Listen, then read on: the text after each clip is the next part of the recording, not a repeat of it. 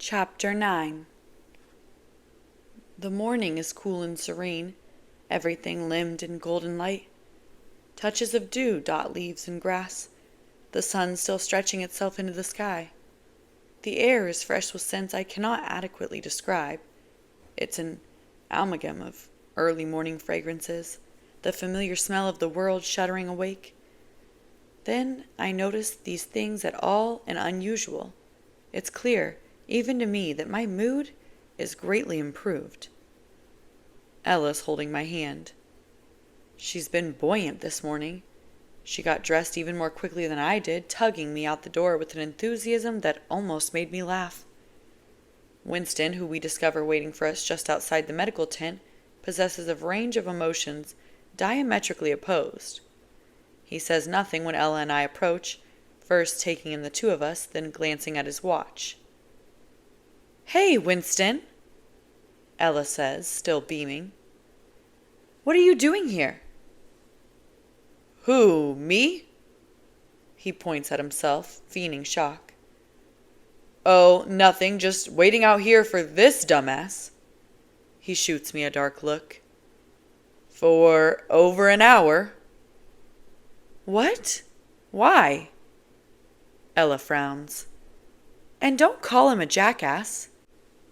I process the exchange with some confusion. I had not realized till just this moment how much I had been hoping Winston's appearance at my door had something to do with Ella. I see now that it does not. "Winston came to our room this morning," I explained to her. "He told me he had a surprise for me." Ella's frown deepens. "A surprise?" "An hour ago," Winston adds angrily. "Yes," I say, meeting his eyes. "An hour ago." He visibly clenches his jaw. "You really are the worst, you know that?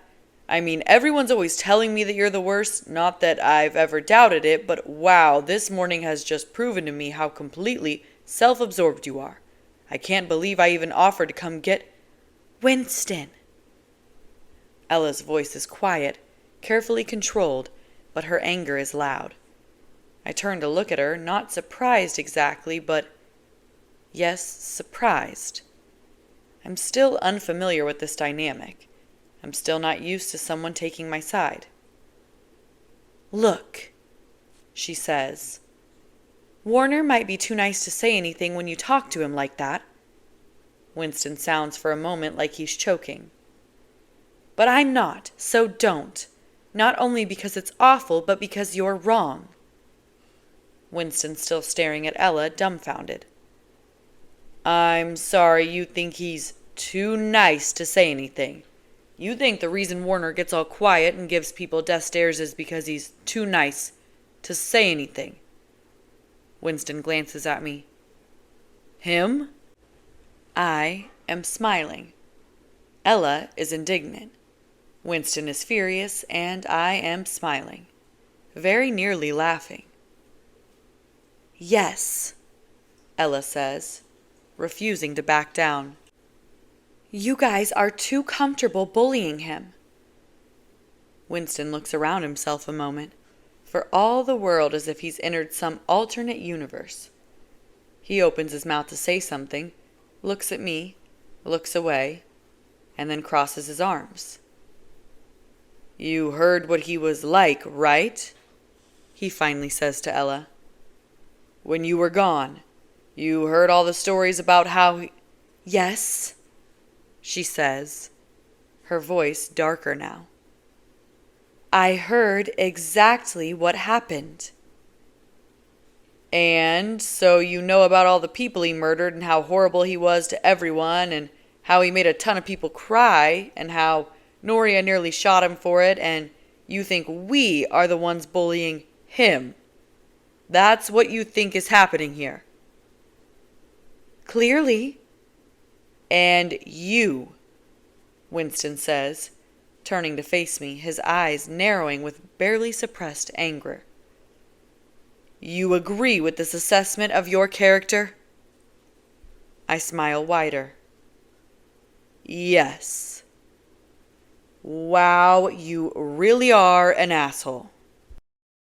Winston!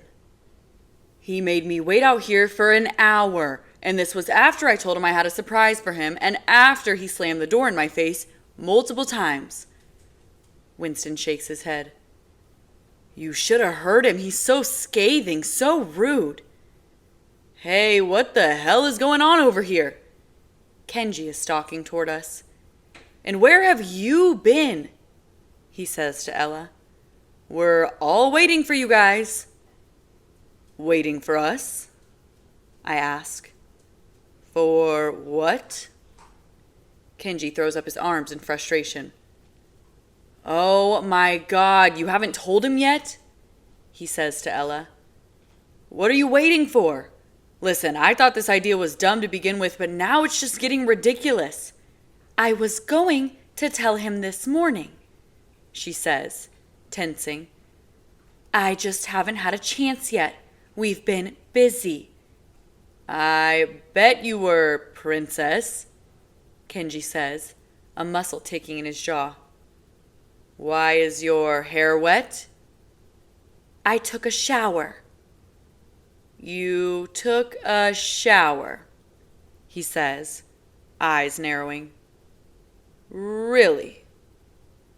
Okay, what is going on? I ask, glancing between Ella and the others as a familiar dread moves up my spine. Is this about the surprise? The surprise? Kenji's confused, only a moment before understanding alights in his eyes. He looks at Winston. Wait, I thought we sent you to go get him an hour ago. Winston explodes. That is exactly what I've been trying to say. This son of a bitch made me wait outside the MT for an hour, even though I was perfectly nice to him, despite my better judgment. Fucking hell, Kenji mutters angrily, pushing his hands through his hair. As if we didn't have enough going on today. He turns to me. You made Winston wait an entire hour just to give you the damn dog? The dog? I frown. The dog is the surprise. How is it a surprise if I already know it exists? Wait, what dog? Ella looks at me, then at the others. You mean the dog from yesterday? Yeah. Kenji sighs. Yara took the dog last night. She gave him a bath, scrubbed him up. She got him a collar and everything. She really wanted it to be a surprise for Warner and made us promise not to say anything about it. The dog is wearing a stupid bow on his head right now. Ella has stiffened beside me. Who's Yara? Her faint, almost undetectable note of jealousy, possessiveness, only cements my smile in place. You know Yara, Kenji says to Ella.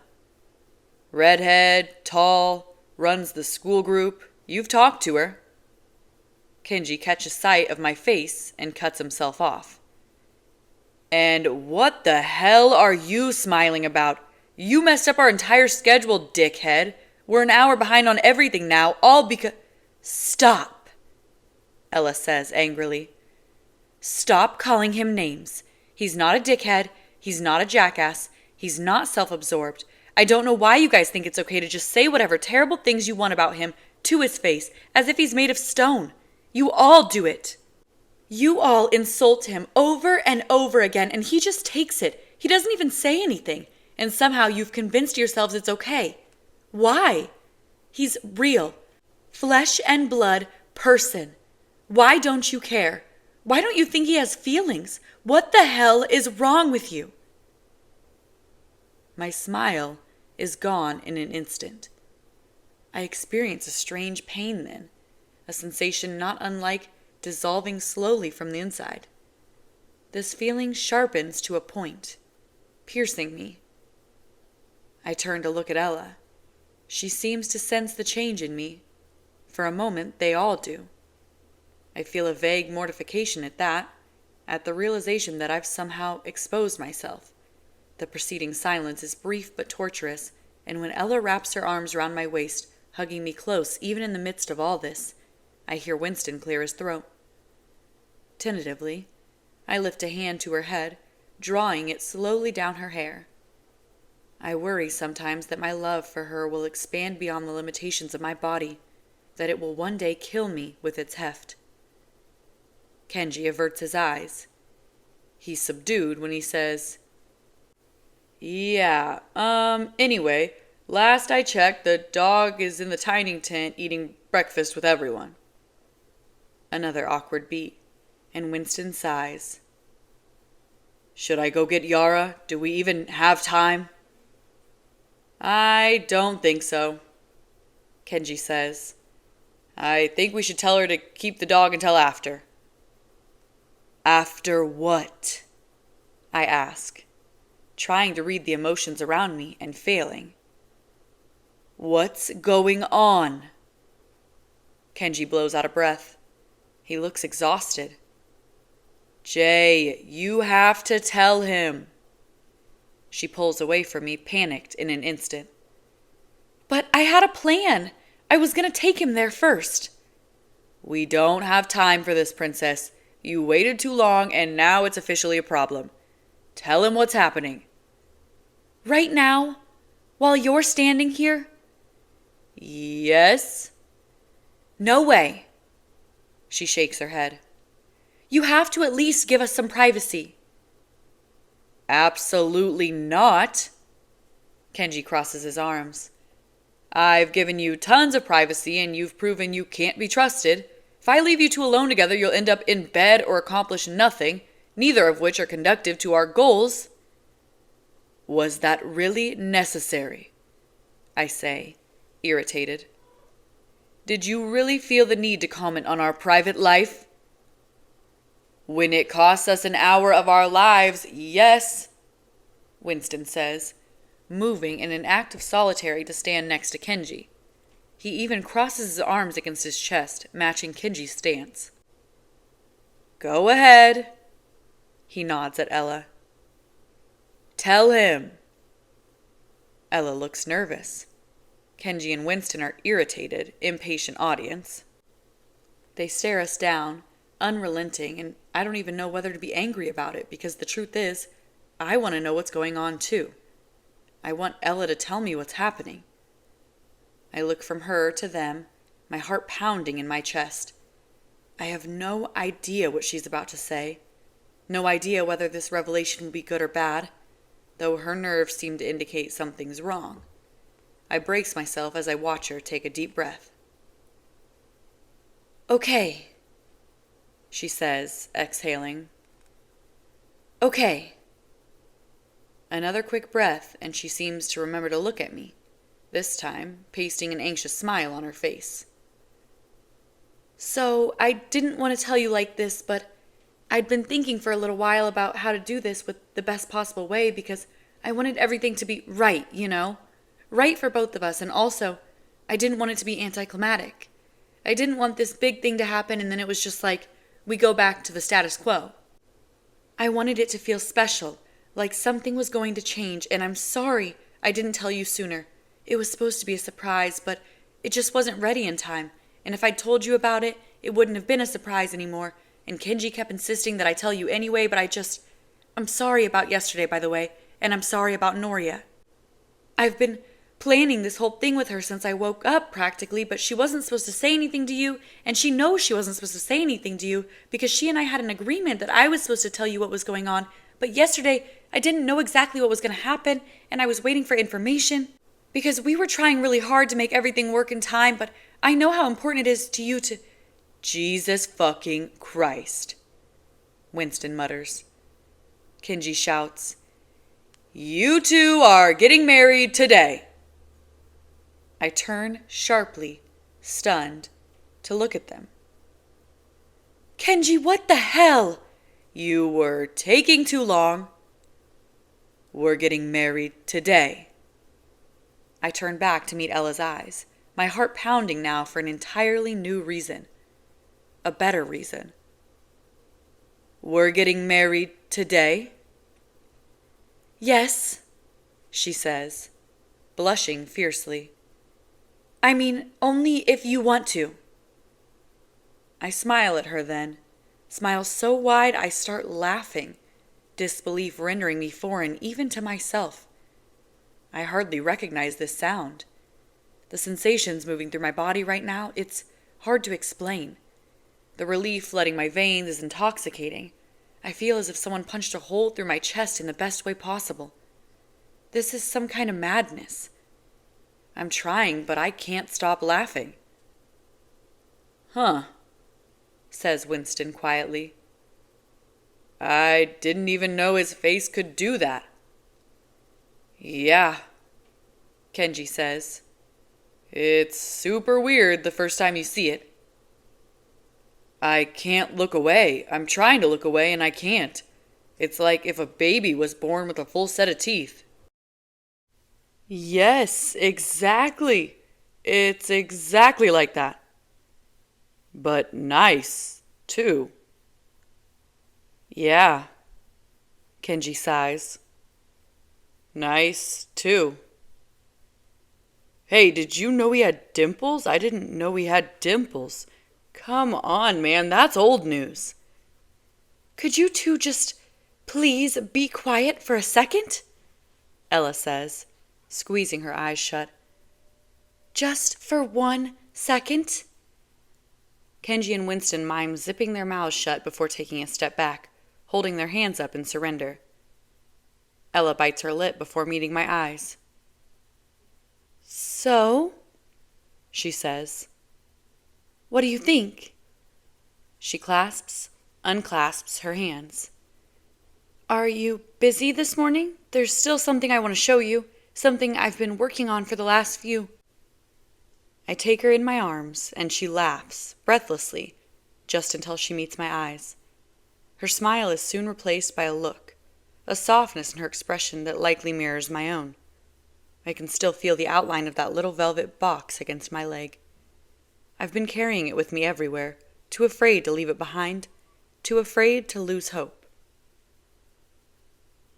I love you, I whisper. When I kiss her, I breathe her in, inhaling the scent of her skin as I draw my hands down her back, pulling her tighter. Her response is immediate. Her small hands move up my chest to claim my face, holding me close as she deepens the kiss, standing on tiptoes as she slowly twines her arms around my neck. The pilot light in my body catches fire. I break away reluctantly, and only because I remember we have an audience. Still, I press my forehead to hers, keeping her close. I'm smiling again, like a common idiot. Okay, well, that took a gross turn. Is it over yet? Kenji asks. I had to close my eyes. I don't know. I think it might be over, but if I were you, I'd keep my eyes shut for another minute just in case. Can you two keep your commentary to yourselves? I say, pivoting to face them. Is it so impossible for you to just be happy for... The words die in my throat. Winston and Kenji are both bright-eyed and beaming, the two of them failing to fight back enormous smiles. Congratulations, man, Kenji says softly. His sincerity is so unexpected it strikes me before I've had a chance to armor myself, and the consequences leave me reeling.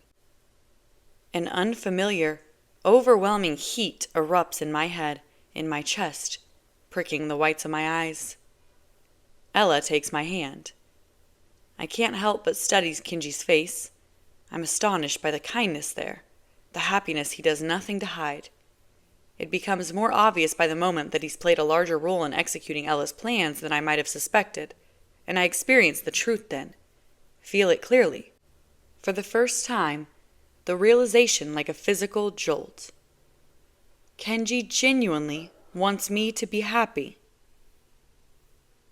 Thank you, I say to him. He smiles, but it's only a flicker of a movement. Everything else in his expression, in the tight nod he gives me by the way of response. "Any time," he says quietly.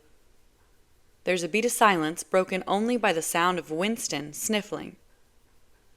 "All right, okay, that was a beautiful moment, but you guys need to knock it off before I start crying," he says, laughing even as he tugs off his glasses to rub at his eyes.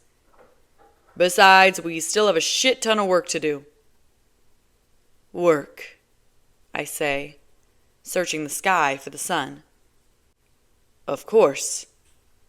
It can't be much later than 8 in the morning, but I'm usually at my desk much earlier. I'll need to make a quick stop at the command center. How long do you think we'll be gone today? I have to reschedule some calls. There are time-sensitive materials I'm supposed to deliver today, and if I—" "Not that kind of work," Kenji says, a strange smile on his face. "You don't need to worry about that today. It's all been taken care of." "Taken care of?" I frown. "How?" "Juliet already notified everyone last night. Obviously, we can't check out of work completely, but we've divvied up today's responsibilities. We're all going to take shifts." He hesitates. "Not you two, obviously. Both your schedules have been cleared for the day." Somehow, this is a greater surprise than everything else. If our schedules have been cleared, that means today wasn't some spur-of-the-moment decision. It means things didn't serendipitously align in time to make it happen. This was orchestrated, premeditated. "I don't think I understand," I say slowly. "As much as I appreciate the time off, this shouldn't take much more than an hour. We only need an officiant and a couple of witnesses. Ella doesn't even have a dress. Noria said there was no time to make food, or a cake, or even to spare people to help set up, so it won't—" Ella squeezes my hand, and I meet her eyes. "I know we'd agreed to do something really small," she says softly. "I know you weren't expecting much, but I thought you might like this better." I stare at her, dumbfounded. "Like what better?" As if on cue, Brendan pops up his white blonde head around a corner. "Morning, everyone! All right to bring everyone through, or do you lot need another minute?" Winston lights up at the sight of him, assuring Brendan that we need just a few more minutes. Brendan says, "Roger that," and promptly disappears. I turn to Ella, my mind whirring. Save the birthday cake she surprised me with last month, I have very little in my life to offer me a frame of reference for this experience.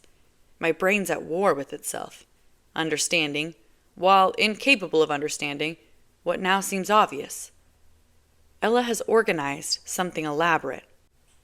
In secret. All of her earlier evasiveness, her half-truths and missing explanations, my fear that she'd been hiding something from me.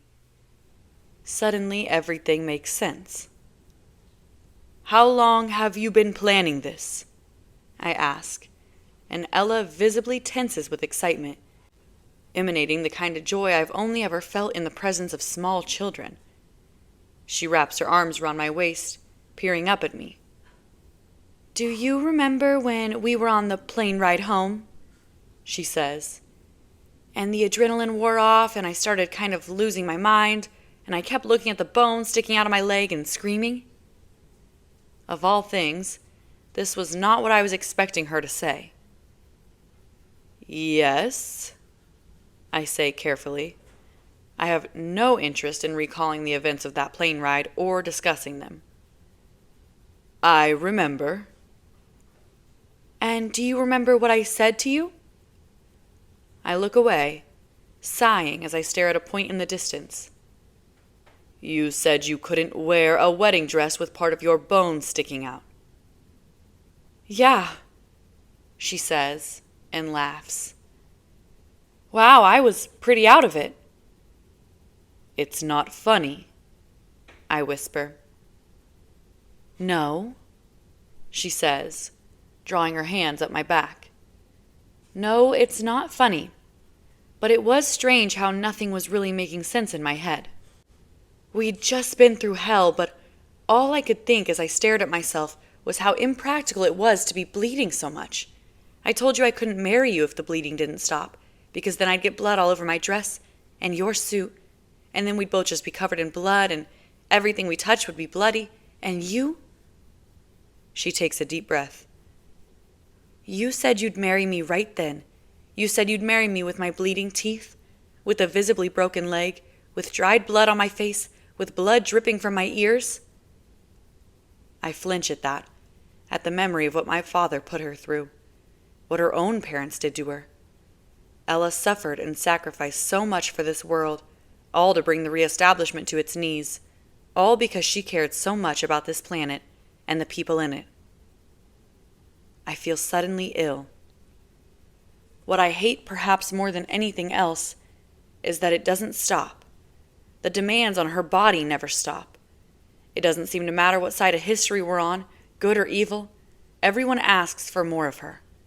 Even now, after the fall of the reestablishment, the people and their leaders still want more from her. They don't seem to care that she's only one person or that she's already given so much. The more she gives, the more they require, and the quicker their gratitude shrivels up, the desiccated remains of which become something else altogether.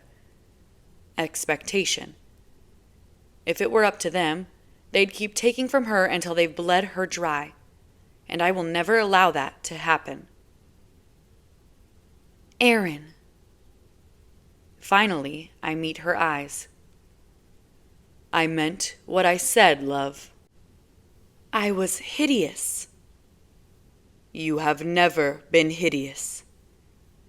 I was a monster. She smiles as she says this. I had that huge gash in my arm, the skin on my hands had split open, my nose wouldn't stop bleeding, my eyes wouldn't stop bleeding. I even had a freshly sutured finger. I was Frankenstein's monster. You remember? From that book? Ella, please. We don't have to talk about this. And I couldn't stop screaming, she says. I was in so much pain and I was so upset that I couldn't stop bleeding, and I kept saying the craziest things, and you just sat next to me and listened. You answered every ridiculous question I asked like I wasn't completely out of my mind. For hours. I still remember, Aaron. I remember everything you said to me even after I passed out. I heard you, on a loop, in my dreams. It was like your voice got caught in my head. She pauses.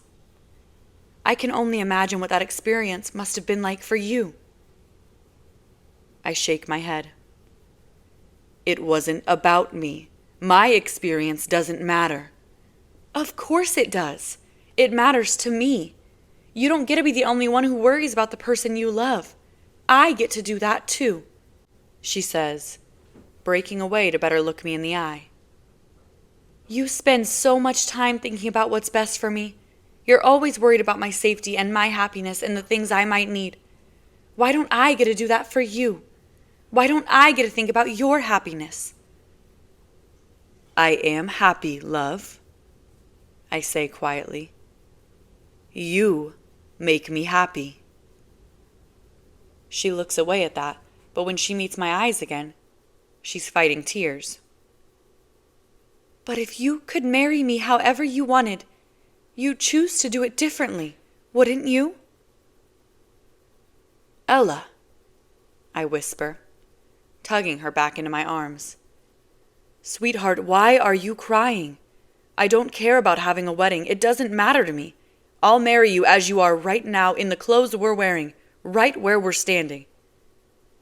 But if you could do it however you wanted, you'd do it differently, she says, looking up at me. You'd do it better than that, wouldn't you? Well, yes, I falter. I mean, if it were a different world, maybe, if things were different for us, if we had more time or more resources, and maybe one day we'll have a chance to do it over again, but right now No! She shakes her head. I don't want to do it over again. I don't want you to look back on our wedding day as a placeholder for something else, or what might have been. I want us to do it right the first time. I want to walk down an aisle to reach you. I want you to see me in a pretty dress. I want someone to take our picture. I want you to have that. You deserve to have that. But how? I look up, distracted by the sound of movement. Voices. A crowd of people is swarming, moving toward us. Nazira and Brendan lead the charge. Lily and Ian and Aaliyah and Adam and James and Castle and Noria and Sam and dozens of others. They're all holding things. Bouquets of flowers and covered trays of food and colorful boxes and folded linens, and my blood pressure seems to plummet at the sight, leaving me dangerously lightheaded. I take a sharp breath, try to clear my head. When I speak, I hardly recognize my voice. Ella, what did you do? She only smiles at me, eyes shining with feeling. How did you find so many flowers? Where? All right, Winston says, holding up his hands. He sniffs twice, and I see then that his eyes are red. No more divulging secrets. We're done here. Kenji, I notice, is looking determinedly away from all of us. He clears his throat then, still staring at the sky, when he says, For what it's worth, bro, I tried to get her to tell you. I don't approve of this whole surprise wedding nonsense. I told her, I said, if it were me, I'd want to know. Finally, Kenji meets my eyes. But she wouldn't listen. She said it had to be a surprise. I said, you're going to go back to your room tonight smelling like paint, and he's going to know. The man's not an idiot. And she was like, blah, blah, blah. He's not going to know. Blah, blah, blah. I'm the queen of the world. Blah, blah. Kenji! What? Ella's fists are clenched. She looks like she might punch him in the face. Please, stop speaking. Why? Kenji looks around. What'd I say? Paint, I say, frowning as I remember. Of course, I thought you smelled like something faintly chemical last night. I wasn't sure what it was, though. What? Ella says, crestfallen. How? I thought you were asleep. I shake my head, smiling now, though mostly for her benefit. Ella's guilt is palpable and multiplying quickly. What was the paint for? I ask. Nope. Winston claps his hands together. We're not doing that right now. You guys ready to get started? Good. Kenji and I will lead the way.